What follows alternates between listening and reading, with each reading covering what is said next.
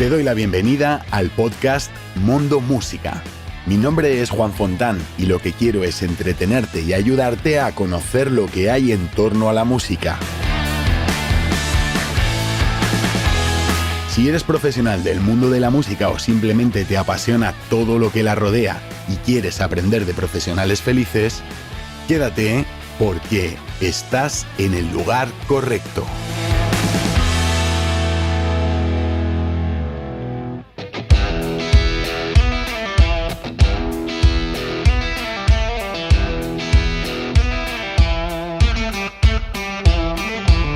Hola otra vez, hoy en este quinto episodio de Mondo Música.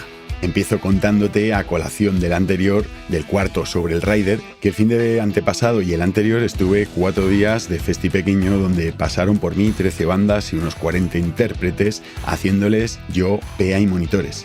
Algunas bandas eran más profesionales y otras menos. Hago varias reflexiones, primero problemas y luego conclusiones. 1. Vi riders más serios, pero todos eran básicos y la mayoría inexactos. Y 2. Notaba que la mayoría de intérpretes tenían algo de congoja con el gremio de los técnicos de sonido. Conclusiones. 1. Respecto al rider, escríbeme un privado al Instagram del podcast, @mondomusicapodcast, todo seguido, para decirme que te interesa aprender de una vez y para siempre a hacerte un rider decente. Y si sois varias personas, crearé un curso en vídeo de bajo coste con plantillas para que te hagas tu rider que haga que te respeten, que tu espectáculo no sea un caos y que te ahorre a ti y al personal técnico trabajo y disgustos. 2. Respecto al pavor al gremio técnico. Intérpretes. Muchos de nosotros también somos músicos. No mordeemos, sonreídnos, pedidnos las cosas con amabilidad y veréis cómo todo fluye mejor. Colegas de la técnica, un poquito de mejor humor y mejor trato, que nuestro trabajo cuando es en la música es precioso. Para mí, mucho más que los bolos de corporativo. Al final tuve agradecimientos de todos los músicos hasta durante las actuaciones. Cierto es que puse mucho empeño en que todos estuvieran a gusto y yo también les agradezco su amabilidad, paciencia y confianza. El fin de pasado tuve un bolo grande accidentado, también de PA y monitores, que te contaré en el próximo episodio. Y quería contarte algo antes de entrar con el episodio. Me hizo mucha ilusión encontrarme a gente que escuchaba Mondo Música y que me transmitieron que les gustaba mucho. En especial una pareja que eran los padres del baterista de The Killer Kids, una banda joven que tocan genial. Y ahora te voy a regañar, querida o querido oyente. A veces uno en el podcasting se siente más solo que la una y no cuesta nada seguir en Instagram y pasaros a saludar o comentar algo que os haya gustado de algún episodio. A mí a veces me da el bajón y con estos actos me das energías para continuar.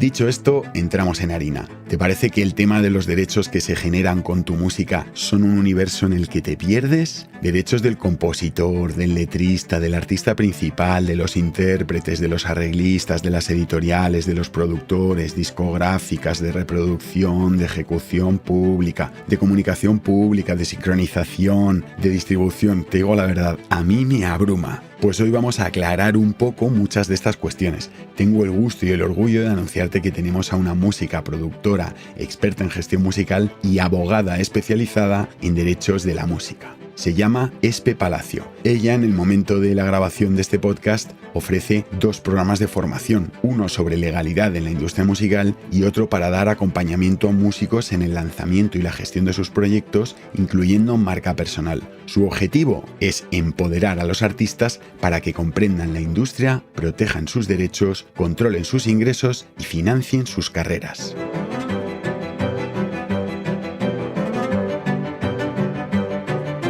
Espe, ¿qué tal? ¿Cómo estás? Muy bien, muchísimas gracias por haberme invitado. Pero bueno, muchísimas gracias a ti, es un honor, vamos, con el follón que tienes tú y todo lo que sabes y todo el valor que das, vamos, tenerte aquí para mí es un orgullo y una alegría increíble, que el podcast tiene nada más 4 episodios y aquí estás tú dando el callo, o sea que las gracias yo, por favor.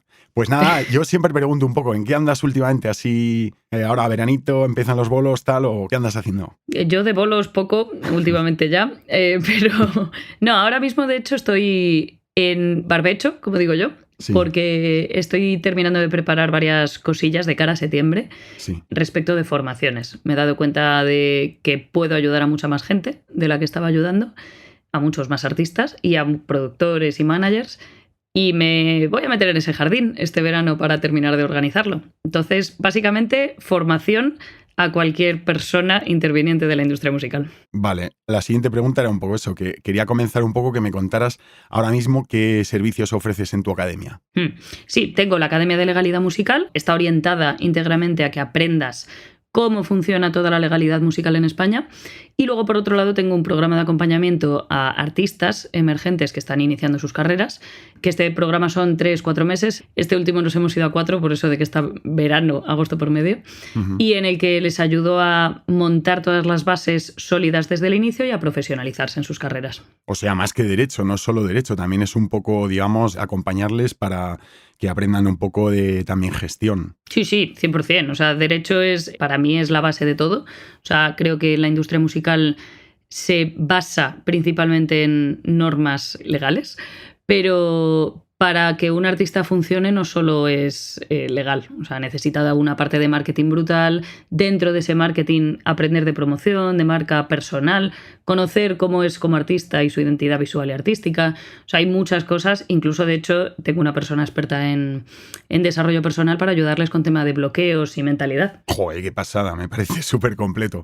Pues muy interesante, la verdad. Pues nada, a ver, me encantan las publicaciones en redes que haces porque siempre utilizas ejemplos para explicar una cosa que en el fondo puede resultar mucho más antipática, la pones una historia y se convierte en algo mucho más comprensible, ¿no? Y siempre me ha parecido que defendías bastante el tema de la autogestión, ¿no? Que a veces es más interesante coger, imagínate, ¿no? Por poner un ejemplo, el 90% de una cantidad que el 5% de otra mucho más grande, ¿no?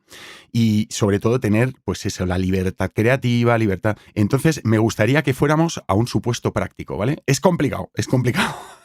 Pero bueno, yo te lo cuento. Un guitarrista más compositor y un cantante más intérprete y letrista crean unas maquetas de unas canciones que graban regular, crean redes y sacan temas con una agregadora como BeatClub, por ejemplo, pues para Spotify y Apple Music. Luego buscan intérpretes y trabajan en un local, tanto temas propios como alguna cover para directo, empiezan a dar bolitos, recuperan algo de dinero para reinvertir. Digo recuperan porque no es ganan, porque mucha gente dice ganan y al final estás siempre, o sea, pero bueno, esto es meter y luego ya veremos. Buscan un productor para hacer más temas y mejor, y luego van a un estudio ya más profesional para grabar, mezclar y masterizar. Se curran un primer videoclip, algún lyric video, y también les da para algo de promo por radios y revistas. Se hacen socios de SGAE por un lado y de AGEDI por otro, y también hacen copias casi para vender en conciertos, intentar distribuir en tiendas físicas u online copias físicas. Empiezan a buscar más bolos seriamente con un agente, graban más álbumes, pero con un sello grande, entrando en esa rueda hasta el punto que incluso pues, les hacen covers en YouTube, les sale un tributo, consiguen giras y festis gordos y sus temas se usan en publi, tele, radio, hasta una peli e Instagram y TikTok. Pregunta, ¿hablamos un poco de los derechos que se han generado? Es complicado. ¡Guau! Te voy a meter yo en mis redes a contar las historias, madre mía. Lo he hecho aposta, porque como ves, hay prácticamente todos los supuestos que se me ocurre, menos lo que hablábamos antes de grabar del tema de los beats. O sea, que está completito. Tiene chicha. Pues mira, te ha faltado una cosa entre medias, que es vale. Hacerse socios de la AIE, de la Asociación de Intérpretes y Ejecutantes. Vale, pues lo meto.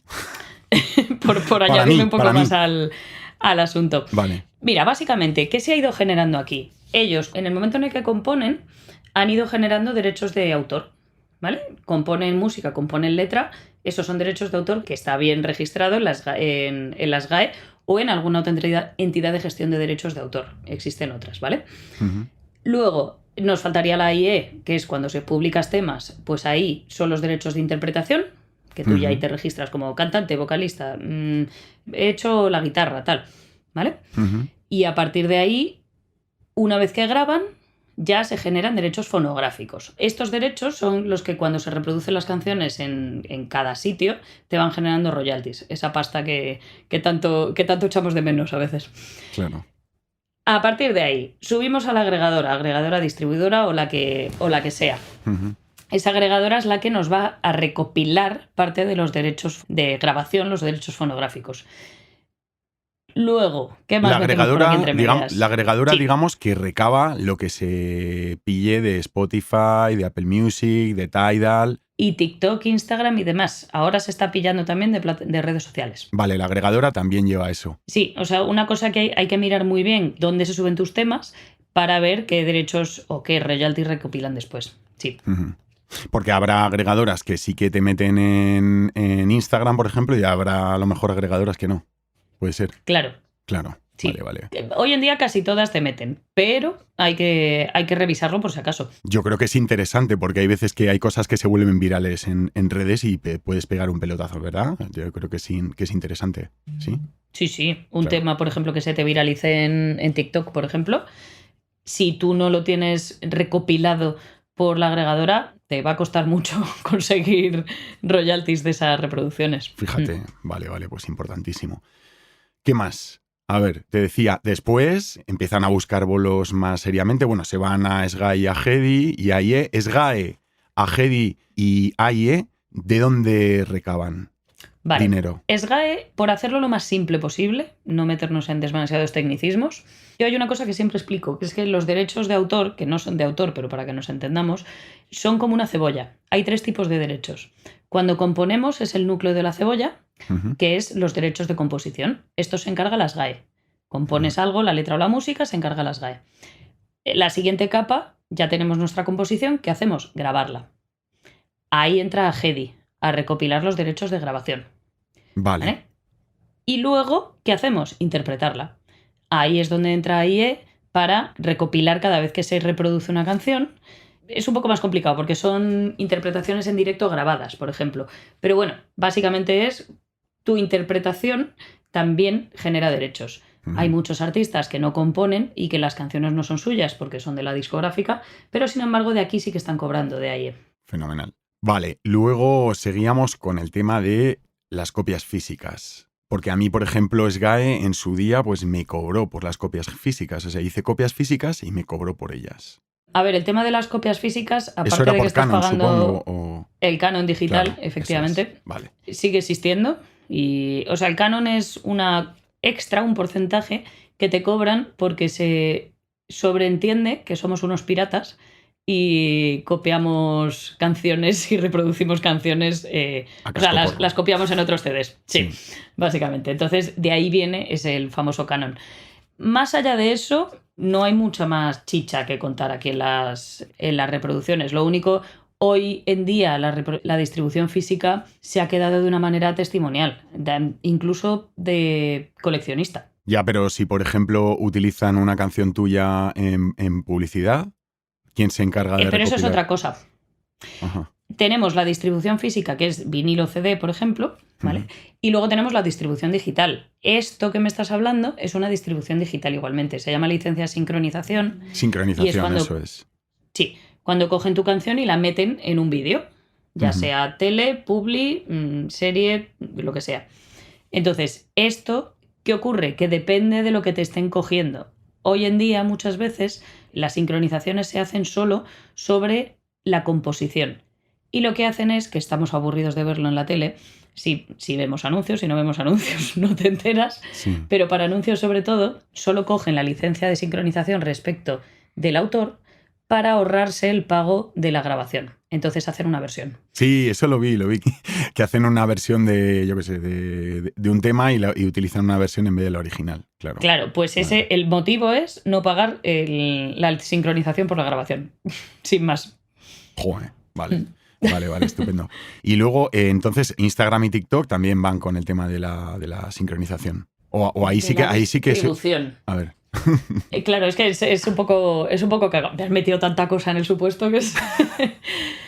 A ver, tenemos por un lado lo que es la distribución, que es yo subo mi canción a plataformas, incluido Instagram y TikTok, y la distribuidora se encarga de recopilar todo toda esa reproducción. Sí. Y luego, por otro lado, tenemos la sincronización, que es productoras que deciden coger tu canción o tu composición para insertarla en su serie, peli o lo que sea. No se pueden meter en el mismo. Vale, entonces creo que me queda uno, que es, les hacen covers en YouTube. Vale, les hacen covers en YouTube. Aquí Nos vamos a la realidad y a lo que debería de pasar, ¿vale? Vale. Por un lado, la realidad, les hacen covers en YouTube y salvo que salten Content ID de YouTube, no lo ven. Lo que debería de ocurrir es que cuando una persona hace una cover, tiene que pagar una licencia. Se llama licencia mecánica. Ajá. ¿Qué ocurre? Que nadie sabe ni cómo se pide. Que normalmente es en las GAE, ¿vale? Por si alguien nos está escuchando y quiere hacer una cover legal, es en las GAE. Vale. O preguntando directamente al autor. Pero hay que ser realistas y diría que el 90% de las covers, porque aquí me gusta diferenciar una cosa, cover de versión. La cover es exactamente tu canción cantada de la misma manera por otra persona. Una versión es ya una modificación de tu canción. Vale. Las covers, las GAE prácticamente ni se mete. En las versiones sí, evidentemente. Vale. Muy bien. Y luego el tributo. Te sale un tributo, lo petas increíble y te sale un tributo potente que cuando tú dejas de girar se pone a girar él, por ejemplo, incluso es respetuoso. Venga, no, cuando gira la banda original yo no giro. Pero claro, o sea, esos son tus temas. Tú eres el autor. ¿Qué pasa ahí? ¿Se generan derechos para el autor? Generarse se generan. Otra cosa es que se llega a la práctica el cobrarlos, pero claro que lleguen. Pero ¿de esto se encarga alguien, alguna gestora de derechos de autor en tener censo de este...? No, se encarga la propia SGAE. Lo que pasa es que la SGAE entra no en todos los casos. O sea, cuando tú vas a determinadas comunidades autónomas sí que tienen más intervinientes de la SGAE y te puede muchas veces aparecer un señor cuando vas a hacer un concierto, ya sea tributo o concierto normal, un señor con una carpetita diciendo: hola, vengo a que me declares los temas de la SGAE. Oficialmente es el propio grupo tributo quien tiene que declarar el concierto. Mira que no te mira que he mezclado bolos. No he visto al señor en la carpetita en mi vida, jamás. Pero bueno, yo, que a lo mejor... con las Chillers, que estuvimos girando bastante, sí que lo vimos en 2 ocasiones. En 2. En un año, por ejemplo, de 40 conciertos, nos apareció en 2. Pues es una muestra... os tocó entre comillas, la lotería, Sí. Que en Murcia los 2, por cierto. No, sí. Ah, mira, pues en Murcia. ¿No queréis pagar el SGAE? No vayáis a Murcia. Fenomenal. Pues yo justo hago un bolo en Murcia este verano, o sea que, mira, estaría gracioso. Es muy simple. O sea, normalmente los locales pagan un porcentaje por tener música en directo o por tener música a las SGAE. Y como tiene que la ser. Obligación, efectivamente, la obligación de declarar los temas que se están tocando es de la propia banda o del artista. Ajá. Entonces, tú como artista tienes que registrar tus conciertos, ya sean tus canciones propias o versiones, en las SGAE cada vez que haces un concierto. Porque si no, no cobras. Y no cobra el autor. Vale. Pero esto no significa que si una bandita de versiones del barrio toca una versión de Extremoduro tenga que pagar por tocarla. O sea, al principio la versión debería de pagar esa licencia mecánica para tener la autorización. Pero el 90% de las ocasiones no pasa nada, siempre y cuando tú le estés dando el crédito de que esa versión es de Extremoduro, por ejemplo, y lo registres como tal cuando vayas a declarar el concierto. Y si declaras el concierto, digamos que de algún saco gigante, por ejemplo, de Canon, salga una pequeña fracción más para ese artista que ha sido versionado, por ejemplo, ¿o cómo va? Sí. Cada local paga un porcentaje. A ver, el tema de la transparencia está un poco ausente en este tipo de pagos, ¿no? Pero en principio, de todos los pagos que se hacen a las SGAE, de ahí se reparte. ¿Y de dónde recibe las SGAE pagos? Pues de Spotify recibe, bueno, de todas las plataformas, de todas estas licencias que se pueden pagar, de locales y demás por reproducir música. Entonces de ahí se hace una estimación de todo y se hace un reparto en base a lo que se ha generado por reproducciones de cada artista. O sea que cuanto más se cense, mejor será para los artistas que son tocadas sus versiones, para que, digamos, de alguna manera reviertan el artista, ¿no? A eso claro, es lo que... Vale. No jorobéis a los pobres autores, porque luego cuando hagáis temas propios os gustará que si os hacen versiones os las pongan a vuestro nombre y recibáis de vez en cuando esos dineritos que me dan una alegría a mí en las SGAE cuando pasan estas cosas. Exactamente. Vamos, yo de hecho tengo un amigo que trabaja en una empresa que no sé dónde es, no sé de qué país es, pero se encarga de instalar unos cacharrines. Bueno, la verdad es que para mí es una caja negra, o sea, me lo explicó un día y le dije, interesantísimo, pero no me he enterado muy bien, ¿no? Que instalan cacharritos en garitos que deben estar conectados por internet y con algo de Content ID o algo así, detectan un poco para el tema de censar qué temas se están reproduciendo más y qué menos, porque, no sé, a mí una de las sensaciones que me daba antaño es que esos cantantes de antaño pues pillaban mucha más pasta que muchos otros independientes que a lo mejor se ponían más, ¿no? Total. Sí, sí. Claro, o sea, por eso. Es el futuro. Los cacharritos esos o los controles directamente desde las propias plataformas. El tema es que si mientras tanto estamos así, pues tenemos una situación un poco manual en la que hay muchas irregularidades, por decirlo así. Claro. Pues nada, yo creo que este supuesto ha quedado bastante completito, la verdad.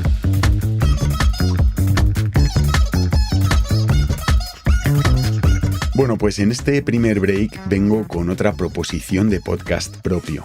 En este caso se trata de un metapodcast, o dicho de otra manera, un podcast en el que hablo sobre podcasting. Te digo por aquí su nombre, pero por supuesto dispondrás de un enlace en la descripción del podcast para que puedas acceder sencillo. Se llama Micropod Tips. Micropod todo seguido y Tips, T-I-P-S, con I latina. Es un podcast para ayudarte a lanzar o mejorar tu propio podcast y son episodios cortos de unos 10 minutos y en un formato monólogo donde te ayudaré a superar las dificultades que te frenen a la hora de crear o mejorar tu propio podcast. Micropod Tips.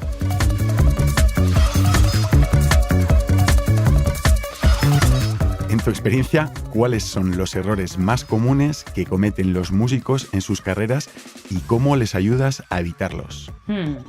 Desconocer cómo funciona la industria musical, así a modo general. ¿Qué nos pasa a los artistas cuando iniciamos? Que o te montas con unos amigos una banda o empiezas a lanzar música por tu cuenta y no sabemos dónde nos estamos metiendo. Algunos compran instrumentales, otros las componen con otros colegas, no llegan a acuerdos entre ellos y a lo mejor no llega a ningún sitio ese tema, pero a lo mejor un tema pega y la liamos porque no está nada registrado, no está nada acreditado y luego entran los conflictos. Entonces, para mí es la parte legal, pero añado otra, que es otra pata imprescindible. Bueno, de hecho hay 3 patas. O sea, una silla con 3 patas se sujeta, con 2 no, ¿no? Sí. Una es la parte legal, la otra es lo que hablaba de marketing. Si tú lanzas una canción pero no tiene una estrategia de marketing detrás, la canción no va a llegar a ningún sitio. Claro, está enterrada, da igual que sea maravillosa. O sea, es como que siempre se habla un poco de esto, ¿no? De, es que los que tienen dinero hacen...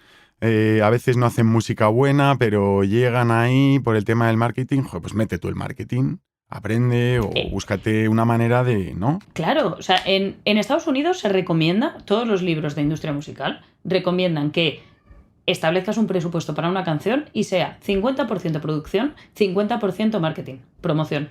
Claro. O sea, en España no se hace eso ni de lejos. Yo lo suelo preguntar, digo, ¿y cuánto le has metido de promo? ¿Te has gastado 5.000 pavos en grabar el disco y cuánto le vas a meter? No, promo. ¿Cómo promo? Yo, joder, tío, pues que me parece un discazo. O sea, ¿qué vas a hacer? Claro. ¿Lo vas a enterrar en el desierto o qué? O sea, si no tienes esa parte de promoción detrás y no sabes cómo empujar los temas que lanzas, temas, EPs, álbum, me da igual, estás perdiendo, o sea, has hecho el tonto.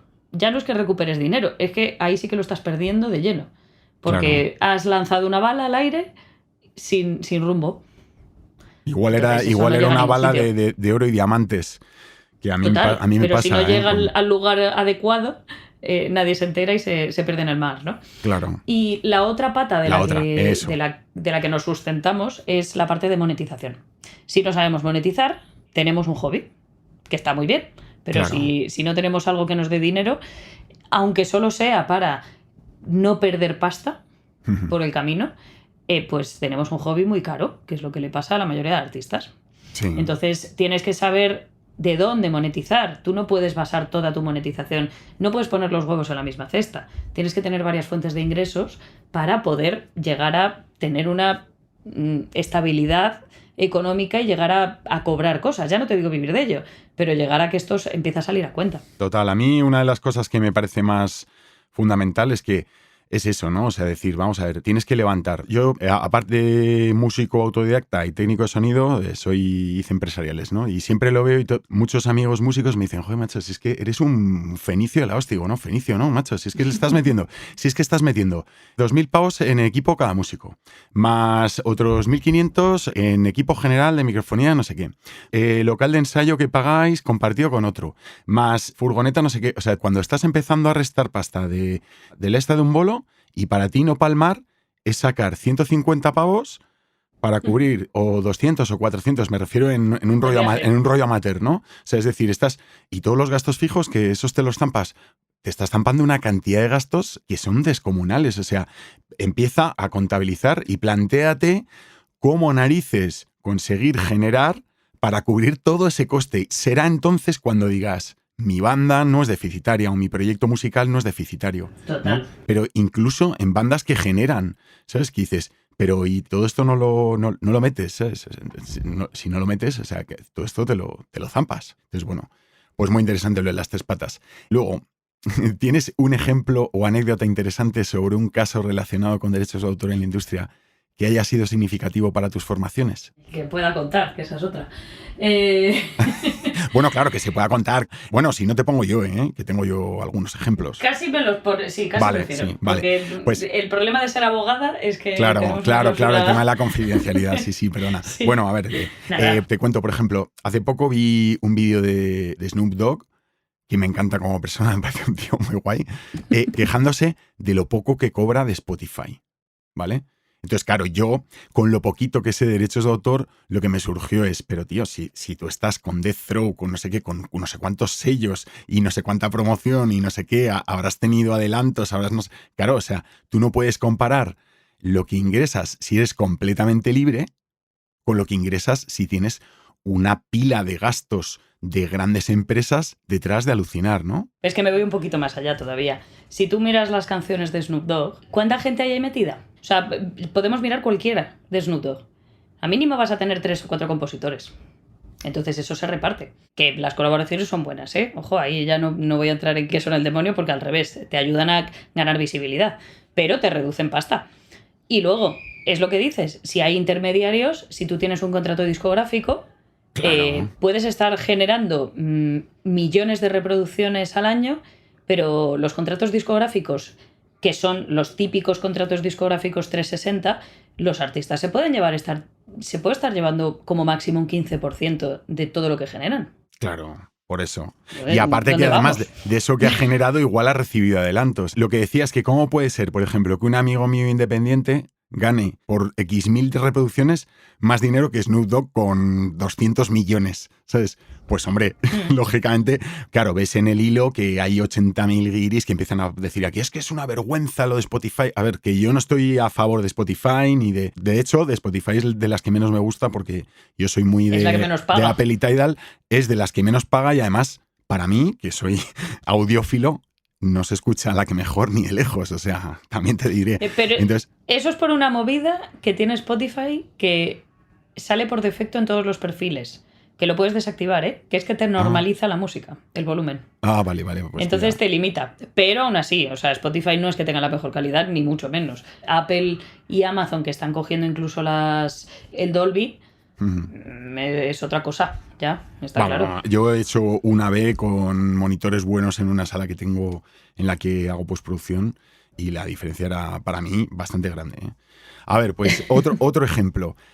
Metallica, este ya es de hace tiempo, Recordemos que Metallica al principio cuando salió Spotify no podías escuchar Metallica en Spotify, tenías que escuchar covers de Metallica. Entonces llega un momento en el que esto ya tenemos canas, yo ya peino unas cuantas canas, ¿sabes? Se me había olvidado ya, Sí, pues yo me acuerdo perfectamente. Entonces Metallica llega a un punto determinado en el que genera mogollón de pasta por bolos, pum, hace caja y decide comprar toda su obra. Entonces, hay miles de ejemplos de artistas que están recomprando sus canciones. Si nos vamos un poquito más adelante, Katy Perry lo acaba de hacer hace relativamente nada. ¿Y qué nos pasa con estas cosas? Pues lo que hablábamos, si tú tienes un contrato discográfico, tú no tienes los derechos sobre tus canciones. Claro. Incluso los derechos... Ni sobre tus composiciones. A eso iba. Claro, o sea, hablamos mucho de discográficas, pero se nos olvidan las editoriales. Tienen la misma función, que es promover tu música a cambio de un porcentaje, pero unas actúan sobre tus composiciones, tus derechos de autor, y otras sobre tus grabaciones. Y en España, por ejemplo, la SGAE tiene establecido que máximo se pueden llevar el 50% de tu música, de autor, pero se lo pueden llevar toda la vida del autor más 70 años después de su muerte. Joder. O sea que si tú tienes un contrato discográfico 360 que se llama, probablemente tengas un contrato editorial de unas características bastante bestias si no las sabes ver, porque luego ya entramos en el mundo de la negociación, pero si nos vamos al extremo, puedes estar cobrando el 50% de tus derechos de autor, de tus composiciones. En un contrato discográfico son las grabaciones, como lo han hecho todos ellos, tú solo has interpretado, por decirlo así, te llevas a lo mejor un 10% de todo lo que generes, absolutamente todo lo que generes. Igual con el manager, porque también te meten el manager entre medias, para que tus derechos de imagen también se lleven ese porcentaje. Entonces, claro, estamos hablando de, pues eso, artistas que a lo mejor lo están petando y se están llevando, por lo que decía Snoop Dogg, ¿no? Que se llevaba como, no sé si era 40, 50.000 euros de no sé si de millones, pero sí de cientos de miles de euros. Mira, a mí me gustan mucho las grabaciones de directo y los, digamos, videoálbumes, que hay incluso músicos que las giran completamente, o sea, es decir, me dices si tengo razón o no. Imagínate, firmo un contrato con un sello grande y a los 10 años quiero coger 5 canciones que son súper míticas de mi repertorio y las quiero girar completamente, sacarlas del rock, llevármelas al acústico, me las trato con un pianista, con no sé qué, con no sé cuántos y las voy a grabar, las grabo, las saco y de repente viene, habiendo dejado ya a la discográfica, viene la discográfica y hace y se lleva un zarpazo de la leche o directamente me dice, eso no lo puedes sacar. No te dejan sacarlo no lo puedes directamente. No lo puedes sacar. Terrible. O sea, me parece... La famosa cláusula de prohibición de regrabación que no le echo la culpa, pero en realidad sí que ha habido una modificación en la industria musical por ella, Taylor Swift. Desactiva la hora. Por todo el jaleo que metió con el tema de las grabaciones, ella tenía una cláusula de regrabación, esperó el tiempo prudencial que le ponía por contrato y cuando finalizó ese tiempo regrabó las canciones. Porque claro, las canciones originales no son suyas, las grabaciones, entonces quiso hacerse unas propias. Uh-huh. ¿Qué pasó? Sí. Genial, me parece genial. Encima las dio un giro de la leche, las actualizó, y las dio... nada más sacarlas, tuvo muchas más reproducciones que las iniciales, de hecho. Claro. Pero esto es consecuencia de eso. ¿Qué ha pasado ahora? Que las discográficas están blindando mucho más y están ampliando los tiempos de prohibición de regrabación. Entonces, pues bueno, todo tiene sus pros y sus contras, ¿no? Echa la ley, echa la trampa muchas veces, pero aquí la discográfica lo que ha hecho es darse la vuelta y blindarse mucho más. Pero bueno, a ver, tienen también ciertas cosas buenas, ¿no? Para mí las discográficas funcionan a modo altavoz. Abogo siempre por la autogestión, pero evidentemente la autogestión al inicio, porque una discográfica lo único que va a hacer al inicio es ver si funcionas, y si no funcionas te deja ahí en una esquina. Claro, sin embargo, te si mete en la nevera te y ya mueves, está. Claro. Efectivamente, te mete en la nevera. Si tú consigues moverte, demuestras números, una discográfica te puede funcionar, si sabes negociar con ella, a modo altavoz, una bestialidad. O sea, claro, es lo mejor. Pero tiene que ser en un momento puntual. Tú no puedes andar buscando, voy a triunfar porque voy a contratar, porque me va a fichar una discográfica. Eso no existe. Hoy en día que puedes lanzar tus temas, eso ha quedado ya mucho atrás, súper atrás, vamos. Creo que era Soraya en un podcast que la escuché o algo así, esta cantante que es muy buena de Operación Triunfo, que decía que es muy complicado acceder, por ejemplo, a sacar tus temas en tele si no pasas por un sello grande. Entonces, claro, ¿por qué? Porque es un altavoz increíble. Hace poco escuché que una artista con la que tengo, digamos, amigos en común y tal, hubo una presentadora que, o se habló esto de La Mala, por ejemplo, ¿no? La Mala, que resulta que Obama lo tenía en una playlist suya y cogió y metió un pastizal, ¿no? Esta otra chica era Isabel Ayun, que hubo una presentadora de la tele o algo así, que la sacó y que dijo, oye, me encanta esta chica. Y ahora lo está petando, está en todas las stories, en TikTok, en no sé qué, en todas las stories de Instagram, está en mogollón ahí, pum, pum, pum. Entonces, bueno, pues que es muy difícil acceder a ciertas plataformas de amplificación si no pasas por un sello. Entonces, un poco, digamos, no es que tú no recomiendes los sellos, sino que se sepa negociar bien, que aprendas a qué es lo que se negocia de cara a firmar con un sello, ¿no? Sí, pero depende también, te digo, lo de las sincronizaciones, de que salga tu música y demás. A ver, siempre hay que tener un puntito de suerte, ¿eh? O sea, pasó lo mismo con La Love You, por ejemplo, que se había quedado inicialmente en un grupo que había lanzado 3 o 4 álbumes y demás, y lo lanzó Amaya en la Resistencia, me parece que fue, y lo volvieron a petar. Y desde entonces han estado de gira. Joder, qué bueno. Ese es puntito de suerte, evidentemente. Pero también tienes que estar presente y tener tu catálogo ahí para que te escuchen, ¿no?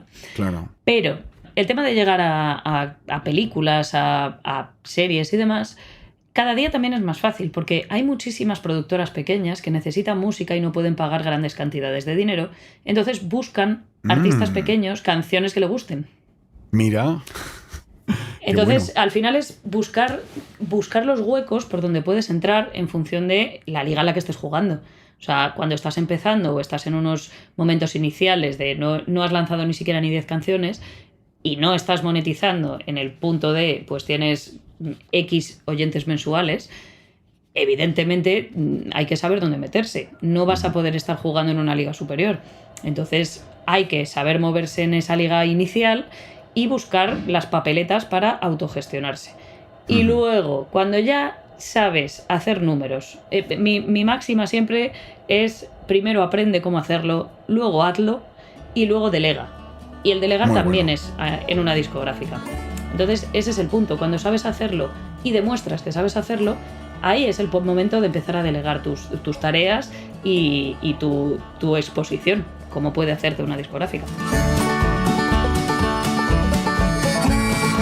En este segundo y último intermedio te cuento que cada vez veo a más músicos interesados en la producción de material a banda completa y en vídeo, tanto en estudio como en concierto. Y casualmente es un servicio que yo ofrezco. Si quieres dar un empujón potente a tu proyecto musical con un directo en vídeo demoledor, escríbeme un mail a canaljamenvideo@gmail.com. Canaljam en vídeo con v todo seguido @gmail.com y cuéntame con el mayor detalle tu proyecto.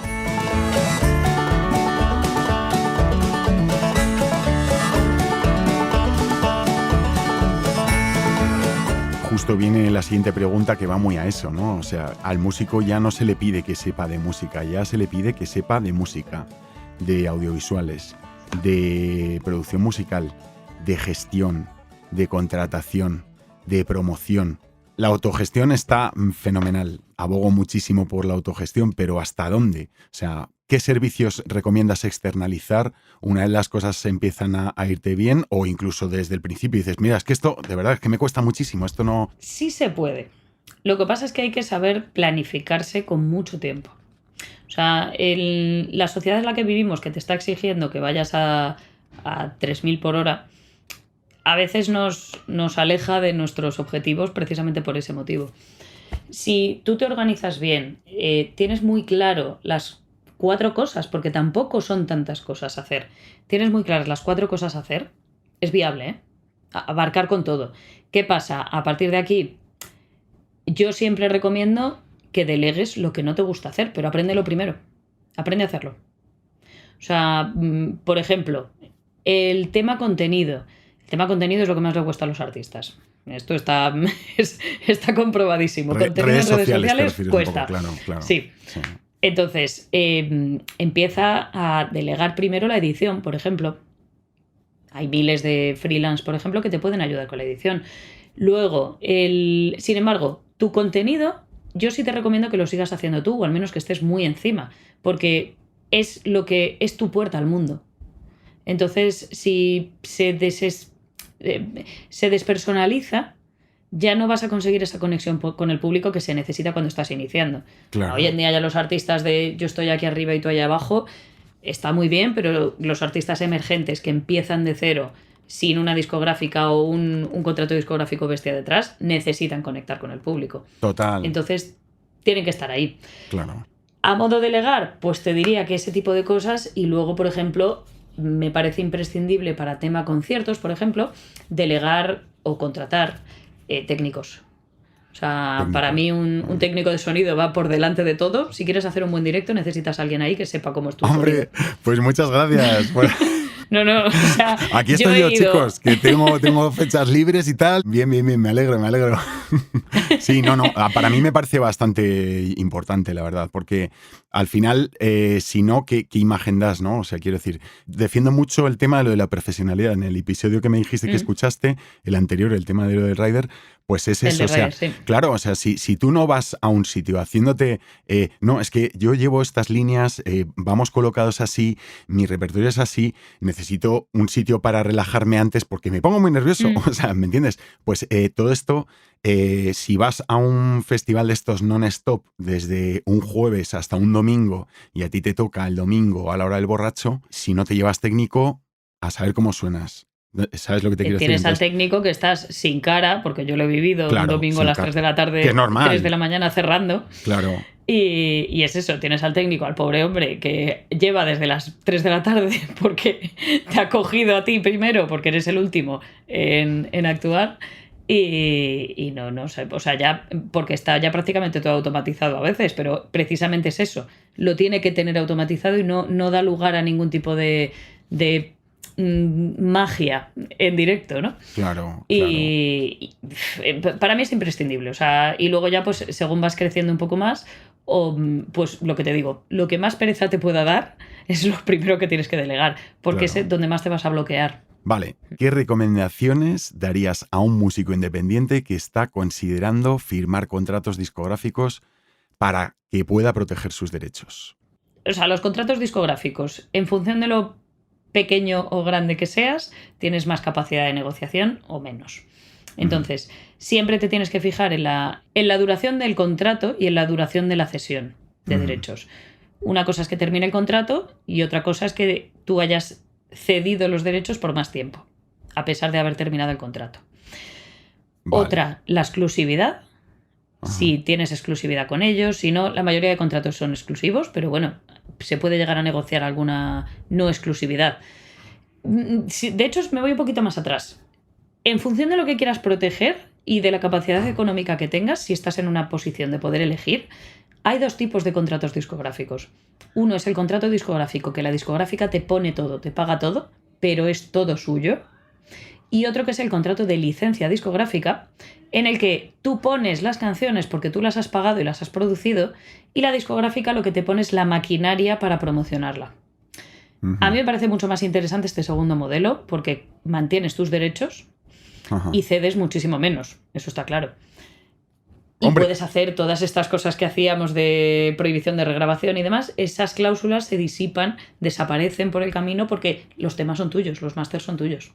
Claro, los has financiado tú. O sea, que eso digamos que, fíjate, yo antaño lo veía como negativo, ¿no? O sea, es decir, joder, macho, es que ya ni te pagan el disco, es que encima les tienes que pagar el disco, ¿no? Que era como, pero sin embargo, claro, pues, pero desconocemos que si te pagan el disco es suyo. Claro, y a lo mejor no merece la pena, joder. Claro, fenomenal. Vale, esta ya sería la última pregunta. ¿Cómo puede un músico asegurarse de que está recibiendo una compensación justa por el uso de su música, especialmente en plataformas digitales? El melón abierto. La respuesta rápida es no lo puedes saber. Pero vamos a intentar desmenuzar un poquito. Me queda así un poco. ¿No lo puedes saber? A ver, hoy en día, y de hecho acaba de salir hace nada un informe en el que se dice que los artistas emergentes, sobre todo, no tienen transparencia sobre lo que están cobrando. Y es verdad. O sea, yo te puedo decir cómo puedes recuperar o recopilar ese dinero, que es tus derechos de autor en la SGAE, derechos de grabación, métete por distribuidora, cobras por ahí y por Agedi, pero a Agedi tienes que pagar. Entonces, siempre hay pros y contras, ¿no? Ajá. Y luego la AIE, que para cobrar tus derechos de interpretación. Todo lo que generes, vigila dónde se está reproduciendo. Pero claro, ¿cómo lo vigilas? A través de estas entidades. Estas entidades no te dan una visión totalmente clara, que es lo mismo que pasa en las discográficas, en las distribuidoras y en las plataformas como Spotify. Tú no sabes realmente lo que está pagando Spotify ni la distribuidora, porque no tienes un desglose tan al detalle para saberlo. Entonces, hombre, pero la trazabilidad digital ahora es, antes con el tema de cánones, de la Pantoja, de todo este rollo, lo entiendo, pero ahora a día de hoy, o sea, si saben hasta de dónde viene tu tráfico con Google Analytics, con no sé qué, con no sé cuál, quiero decir, entonces es porque Spotify no es transparente, o bueno, digo Spotify, o en las plataformas, todas las plataformas no son transparentes, o por qué no se puede seguir. Joder, se sabe cuántos son los streams, o sea, se puede, todo eso está automatizado, informatizado, está mecanizado, no sé. Sí. Pero no se sabe, es igual que las GAE, Unison, SEDA, todas estas, no se sabe exactamente cómo hacen el reparto entre los artistas, por ejemplo. Entonces, y Spotify, estoy completamente de acuerdo contigo, ¿eh? O sea, lo que pasa es que Spotify, si te fijas, no tiene una especie de Content ID como tiene YouTube. No lo tiene aún implantado. Las distribuidoras están empezando a tenerlo. ¿Por qué? Porque Spotify ha dicho, bueno, yo no lo voy a tener, pero las distribuidoras sí. Si tú me estás subiendo cosas ilegales, yo te cierro la cuenta y te multo a la distribuidora. Y eso es lo que está pasando este año. Entonces, las distribuidoras se están poniendo las pilas y están metiendo algo es algo, por estos... lo menos. Sí. O sea, ya, por ejemplo, se están penalizando, lo que pasa es que tampoco se puede acreditar muy bien el cómo, pero se están penalizando los streams falsos. Que tú pagues por conseguir X reproducciones, te penaliza. Y no es que te penalice, es que te pueden cerrar la cuenta perfectamente. Hombre, me parece razonable porque eso se traduce en bots. Claro, bots y milésimas de euros, es una piratería total. O sea, claro, es robar a Spotify y a sus artistas, a su catálogo, claro. Efectivamente.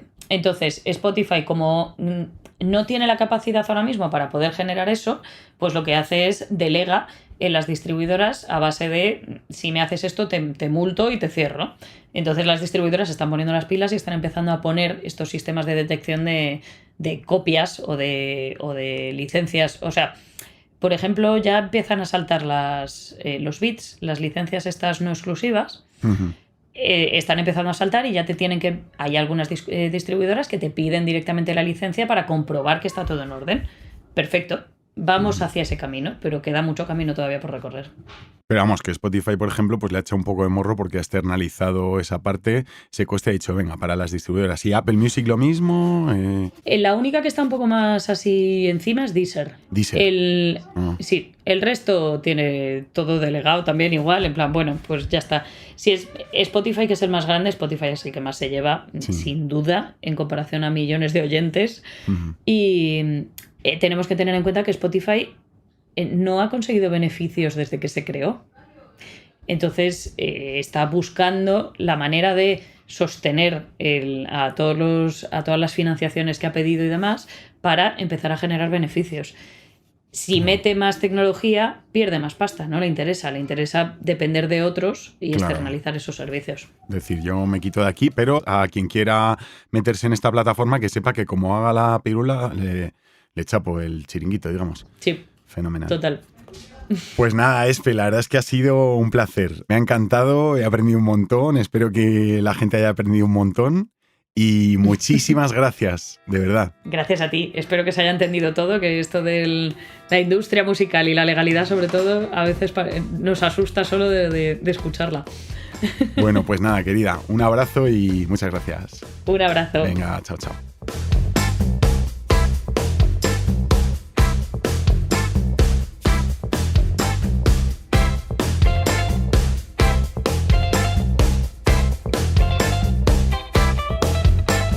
Bueno, pues como siempre, espero que hayas disfrutado y aprendido en este episodio como yo. El próximo lo dejo un poco en el aire, pero te adelanto que estoy a ver si grabo a una persona que me apetece muchísimo, pero no sé si va a poder ser. También te digo que tengo, si no, a otra preparada que también va a ser genial. Así que te dejo con la miel en los labios. También te cuento que si deseas servicios de consultoría técnica de sonido sobre producción o directo, puedes escribirme a mondomusicapodcast@gmail.com y contarme con el máximo detalle tu consulta y dejarme tus datos. Y si veo que soy capaz de resolverla u operar el evento, te comentaré mis tarifas.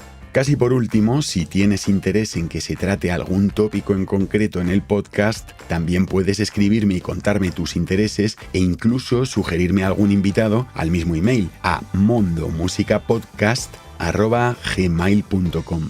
Y te vuelvo a recordar que si te gusta Mondo Música, además de seguir el Instagram del podcast, Mondo Música Podcast, todo seguido, puedes reseñar, calificar positivamente, suscribirte en tu plataforma favorita de podcasting y compartir el podcast con cualquiera a quien le pueda interesar. Hasta el próximo episodio de tu podcast sobre el mundo de la música desde dentro, Mondo Música.